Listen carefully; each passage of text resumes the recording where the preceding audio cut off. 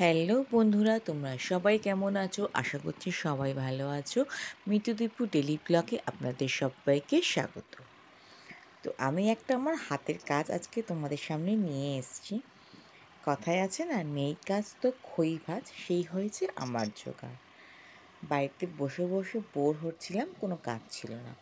হঠাৎ মাথায় ভূত চাপলো যে না, আমি একটা ব্লাউজের মধ্যে একটু পেন্টিং করব। না পারি আঁকতে, না পারি কিছু।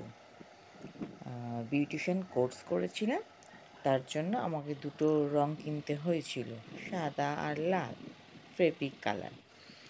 তারপর জুয়েলারি বানানো শিখেছিলাম, তখন কিছু ফেব্রিক কিনেছিলাম। তো পড়েছিল, ভাবলাম কি করি, আজকে ব্লাউজটা একটু পেন্টিং করি। তো আমি যতটুকু পেরেছি ততটুকুই চেষ্টা করেছি।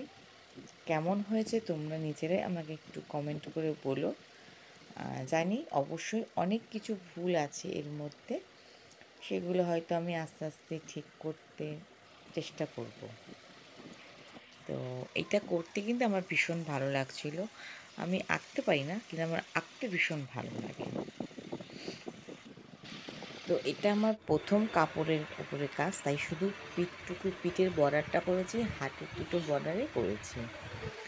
দেখলাম একটু ফাঁকা ফাঁকা লাগছিল, তারপর হাতের ওপরটায় করে দিলাম একটু শিউলি ফুল কয়েকটা। তবে আমার কিন্তু শিউলি ফুলগুলো ভীষণ ভালো লেগেছে। তোমাদের কেমন লেগেছে আমাকে অবশ্যই কিন্তু কমেন্ট করে জানিও। আর দেখা যাক ব্লাউজটা পরার পর কেমন লাগে। আশা করছি ভালো লাগবে। তো ভিডিওটা পুরো দেখো আর একটু লাইক করে দিও।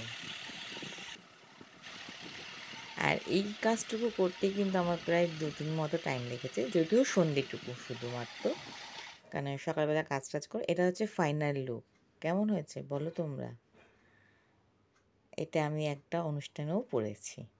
তো আমার হাতে কাজটা সার্থক হয়েছে বলো।